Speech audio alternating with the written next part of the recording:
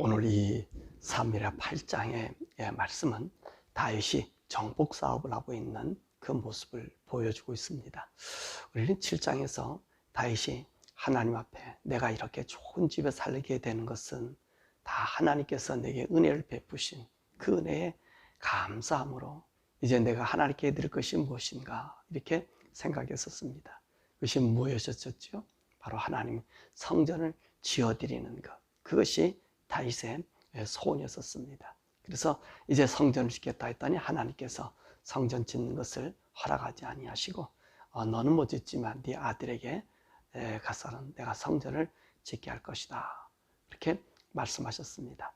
자, 그래서 이 8장 말씀 보면 그 후에 이런 말씀을 이 8장 1절에서 이야기하는데, 이 말씀에 대해서 여러 학자들과 성경학자들이 이제 다른 말을 하고 있습니다.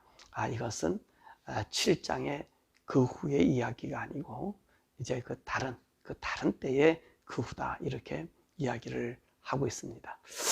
근데 우리 성경을 보는 그 눈에 있어서 7장 1절 보니까 모든 대적을 평정케 했다라고 하는 이 말을 가지고 오늘 이 말씀을 7장과 연결시켜서 이야기하는 말을 그들은 좀 자제하고 있습니다.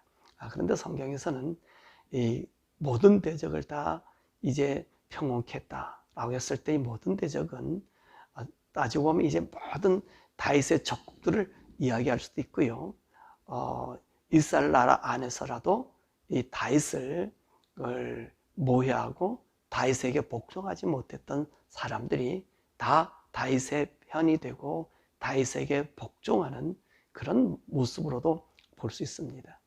그렇기 때문에 오늘 이 말씀을 우리가 또 연관해서 보면 다윗의 소원은 내가 하나님의 성전을 짓지 못하지만 그러나 하나님의 성전을 지을 재료를 충분히 준비하고 있는 것을 우리가 볼 수 있습니다. 그래서 이 다윗은 그 정복 사업이 하나님께서 명령하신 대로 이스라엘 나라 땅, 그 죄어준 아브라함에게 약속한 그 가나안 땅의 통일 왕국을 이루는 그것을 이름도 가장 중요하겠지만, 그러나 오늘 다윗의 이 8장의 전쟁의 이 모습을 보면 그런 것 같지 않아요.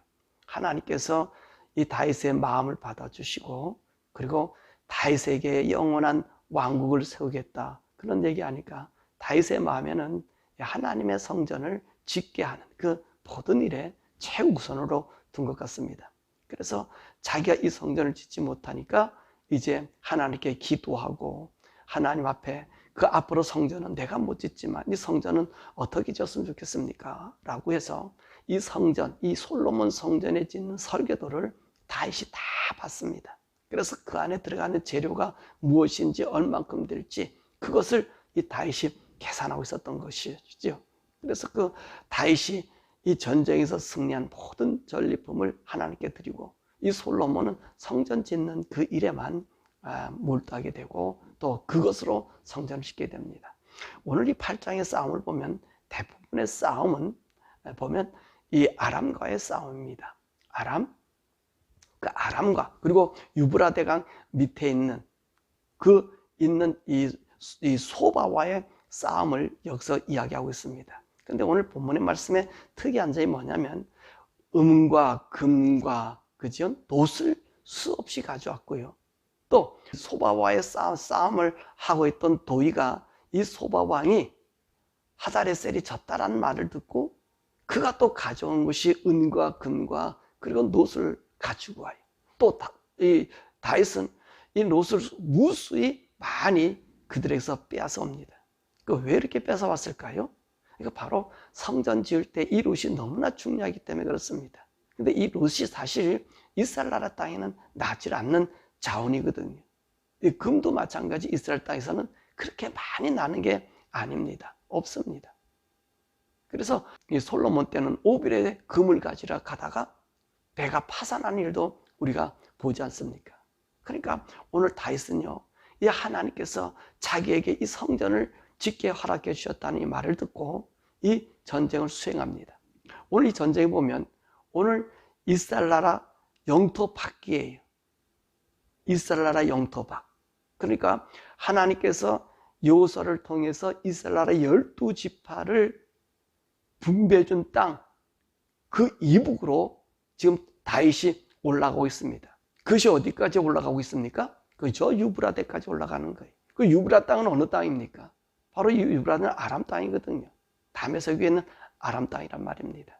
그러니까 오늘 여기 있는 이 말씀 보니까 이제 다윗이 소바로 올라갔습니다. 그래서 소바왕을 쳤어요. 소바왕을 쳤어요. 그랬더니 누가 올라면 다메섹에서, 이 다메섹에 있는 아람 사람들이 이 다윗이 올라간 그 뒤를 공격한 겁니다. 그러니까 다윗은 지금 중간에서 샌드위치가 된 거죠. 이럴 때 오늘 다윗은 승리했단 말입니다. 그러니까 이 도의가 이 소방 하마데셀과 자기가 싸움하고 있어서 다윗이 하사레셀을 정복해서 승리하니까, 그러니까 도의가 은과 금과 롯을 가지고 다윗에게 경배하러 온 거예요. 다윗이 지금 이 올라간 것은, 그 위로 올라간 것은 단순히 정복 사업이 아니라 하나님의 성전에 필요한 은과 금을 얻기 위해서, 또 롯을 얻기 위해서, 수많은 롯을 얻기 위해서 올라갔던 전쟁 같습니다. 근데 그 전쟁에서 그 아람 사람들이 짐으로 말미암아 다윗은 그 유브라데 강까지 이 이스라엘 나라 영토를 확장할 수 있었던 것을 우리가 보게 됩니다. 그래서 저는 그 후에라고 하는 이 말이 다른 것이 아니라, 내가 성전 짓는데 어땠으면 좋겠습니까? 내 성전 지을 수 있는 이 일을 내게 줬으면 좋겠는데 내가 안 되니까 내 아들에게 주니까, 그러면 제가 이 일을 준비하는, 성전 짓는 재료의 준비함을 통해서 오늘 오히려 그를 대적하는, 다윗을 대적하는 모든 자들을 이길 수 있는 능력을 하나님께 주신 것으로 우리가 보게 되는 것입니다. 더욱이 여기는 모압에 대한 싸움도 있죠. 그 모압에 대한 싸움을 보면, 이 모압에 대한 싸움은요, 모압도 따지고 보면 이스라엘 영토로 준 땅 아닙니까? 그리고 이 모압이 이스라엘 나라를 많이 괴롭혀요. 그래서 이 다윗이 이 모압을 이제 정복한 아주 이 말이 있고요. 그 다음에 이제 이 블레셋을 이야기하고 있습니다. 뭐라고 얘기했냐면 8장 우리 1절의 말씀 보면, 그 후에 다윗이 블레셋 사람들을 쳐서 항복을 받고 블레셋 사람들의 손에서 메덱 암마를 빼앗으니라, 그렇게 이야기하고 있습니다. 이 메덱 암마라고 하는 말은 모성의 굴레다, 이렇게 이야기하는데, 이 모성의 굴레라고 하면 이제 이런 얘기를 한다는 거예요. 이 도시의 수도를 장악했을 때 그 수도를 장악한 것을 모성 굴레다, 이렇게 얘기한다고 합니다. 근데 그 앞에 우리 성경은 이야기하고 있습니다. 블레셋 사람들에게 항복을 받았다라고 하는 얘기예요. 그래서 그 사람들의 손에서 메덱 암마가 권한을 뺏었다. 그 얘기는 이 블레셋의 주권을 뺏었다는 겁니다. 이 블레셋이 이스라엘 나라를 괴롭히고 이스라엘 나라를 속국으로 삼지 않았습니까? 근데 이제는 역전이 돼서 이 블레셋 사람을 이제 항복을 시켜서 그들을 식민지로 만들었다는 말씀인 것입니다. 그 말씀이 바로 오늘 얘기한 메덱 암마라고 하는 그 말씀인 것이지요. 그러니까 다윗은 이제 영토를 회복하고 하나님의 성전을 지을 수 있는 재료를 만든 것입니다. 그리고 나서 다윗이 이스라엘 나라에 누구는 군대장관, 누구는 서기관, 누구는 그리고 이제 제사장, 그리고 자기 아들들은 어떻게 했다, 이렇게 얘기한 것은 그 나라를 다스리는 모습을 보여주고 있습니다. 그런데 다윗은 자기 나라를 다스렸을 때 어떻게 다스렸다 그랬죠? 정의와 공의로 다스렸다, 그렇게 이야기하고 있습니다. 다윗이 다스리는 가치관은 공의와 정의입니다. 이 정의라고 하는 말은 뭐죠? 누구에게나 억울함이 없는 거예요. 억울함이 없는 다스림을 다윗이 그 이스라엘 사람들에게 했다는 것입니다. 이 공의란 뭡니까? 공의란 차별이 없는 거예요.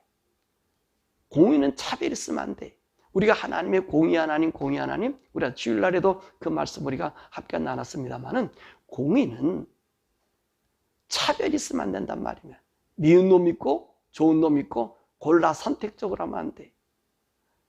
그가 준 법에서, 그 법 안에서 내 아들이든 내 아내든 내 친척이든 아니면 나의 원수든 그 적용하는 법이 공평해야 된단 말입니다. 이것이 공의예요. 그래서 이 공의로운 나라에 정의가 세워지는 거예요. 이 정의가 뭐라 그랬죠? 억울함이 없는 거예요. 그래야 억울함이 없는 거예요. 다윗이 공의와 정의로 그 나라를 다스린 것은 그 원리가 어디 있습니까? 예, 하나님에 있습니다. 다윗은 하나님 편에 있었습니다. 하나님 안에 있었단 말이지요. 하나님 법 안에 있었단 말이지요. 하나님의 성령 가운데 있었단 말이죠. 또 하나님과 교통하는 가운데 있었죠. 그는 하나님의 성전에서 떠나지 않고 하나님과 함께 동행하면서 하나님께 물음으로 하나님의 나라가 그 땅에 실현되게 한 거예요. 그래서 메시아 왕국이 다윗의 왕국과 같다라고 하는 얘기가 무슨 말입니까? 다윗은 정의와 공의로 그 백성을 다스렸기 때문에 그래요. 그것은 어디서 나오는 겁니까? 하나님의 법인 것입니다. 하나님의 법만이 우리에게 정말로 억울함이 없고 하나님의 법만이 모두에게 차별이 없는 것입니다. 오늘 하나님의 나라의 법은 하나님의 법은 정의와 공의가 실현되는 나라예요. 그런데 이 세상은 어떻습니까? 이 세상은 공의와 정의가 실현되지 않습니다. 아무리 민주주의가 좋다고 하고 또 공산주의가 나쁘다 해도 보십시오. 민주주의라도 공산주의보다 못하는 것이 너무나 많습니다. 제가 공산주의를 찬양하는 게 아니, 공산주의는 사단의 세력이 장악하는 거지요. 그러니까 공산주의는 말할 것 없고 우리 민주주의에서 말입니다. 민주주의는 사람들에게로부터 이제 이 권한을 받아서 통치하는 것 아닙니까? 그런데 그 사람들이 투표에서 이기면은 한 표라도 이기면 그가 정의가 되는 거예요. 그가 공의가 되는 거예요. 보십시오. 그러면 무슨 일이 생겨요? 죄악의 온상으로 만들어버리는 거예요. 악의 온상으로 만들어버리는 거예요. 거기는 하나님의 나라가 없고 자기 나라의 뜻이 세워지는 거예요. 악한 것이 세워지는 거예요. 더러움이 정의가 되고 더러움이 공의가 되는 거예요. 그러니까 오늘 이 세상은요, 우리의 세상이 아니에요. 이 세상은 하나님 백성의 세상이 아니에요. 하나님의 백성의 세상은 여기 있지 않고 하나님 나라에 있어요. 여러분, 하나님의 세상에 그 맛을 하려면 어디 있어야 되죠?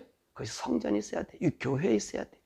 교회에서 하나님의 정의와 하나님의 공의가 이 교회 안에 있어야 됩니다.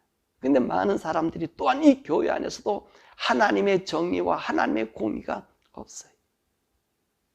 어떤 사람이, 어떤 분이 목회하냐에 따라서 하나님의 정의가 실현되기도 하고 이 세상의 정의와 공의가 실현되기도 합니다.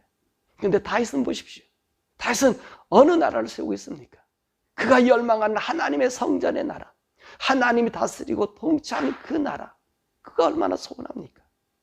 그러니까 다윗은 그 하나님의 정의와 공의의 나라를 이루기 위해서 그 나라를 건설하는 그 하나님의 다스림을 상징하는 성전을 짓기 위해서 이 유브라데까지 올라가는 것입니다. 그래서 하나님이 다윗이 가는 곳마다 이김을 주셨다는 거예요. 왜? 다윗은 하나님의 사로잡힌 자예요. 앞으로 메시아 왕국은 이런 정의와 공의, 하나님의 다스림 속에 살아가는 보여주기 위하이기 때문에 그 하나님의 마음에 맞는 다윗을 통해서 하나님의 나라를 보여주는 겁니다. 그래서 오늘 이 8장에 있는 말씀은 다윗의 열망이 뭐냐면 하나님의 성전 짓기 위해서, 하나님의 성전 재료를 얻기 위해서, 사실 이스라엘 영토 밖으로 나간 것 아닙니까? 어쩌면 이 다윗이 하나님의 성전을 짓기 위한 이 재료를 얻기 위해서 유브라 강까지 진출하다가 이제 아람들 사이에 완전히 포위된 상태였었습니다. 그런데 하나님이 다윗에게 이김을 주었다는 거예요. 하나님 말씀과 하나님의 뜻으로 걸어가니 대적이 그를 에워싸서 죽이려 해도 죽일 수 없더라는 거예요. 그래서 시편의 이 고백들에 보면 1000만인이 둘러 나를 진칠지라도 내가 두려워하지 않을 거다. 그렇지. 다윗은 이 상황에서 어쩌면 1000만인이 모든 곳에 갇혀버리지 않습니까? 근데 하나님이 이김을 주게 하고요. 그리고 하나님의 나라가, 정의와 공의의 나라가 어떤 것임을 다윗에서 보여주었다는 것입니다. 바라보는 저와 여러분들이요, 여러분 마음속에 하나님의 나라를 이루시길 원합니다. 그러면 여러분 마음속에 하나님의 성전을 세우십시오. 하나님의 성전을 세우십시오. 하나님의 성전을 세우면 하나님의 정의와 공의가 이루어집니다. 우리 마음의 성전, 무슨 성전이죠? 성령님이 거하는 성전을 지으십시오. 성령님 내 속에 들어오셔서 성령님 나를 지시할 수 있는 그런 나라를 만드십시오. 우리는 하나님의 자녀가 되지 않았습니까? 예수님으로 말미암아 우리 성령님 보내주셔서 우리 안에 거하는 전이 되었다고 얘기하지 않습니까? 우리는 성령의 전의 사람들이, 그러니까 우리는 어느 법을 따라야 되지요? 하나님의 법을 따라야 되는 거예요. 다윗이 하나님의 법을, 이스라엘 나라 땅에 하나님의 법이 실현되는 하나님의 성전을 짓기를 소원했던 것처럼 오늘 우리 속에 있는 이 성령님과 동행하는 성령님의 전이 여러분의 삶을 이끌어주기를 원합니다. 오늘도 저와 여러분들이 이 세상 사람들이 아니라 하늘의 사람들입니다. 하늘의 사람은 하나님이 다스리는 하나님 법 안에서 정의와 공의가 실현되어야 됩니다.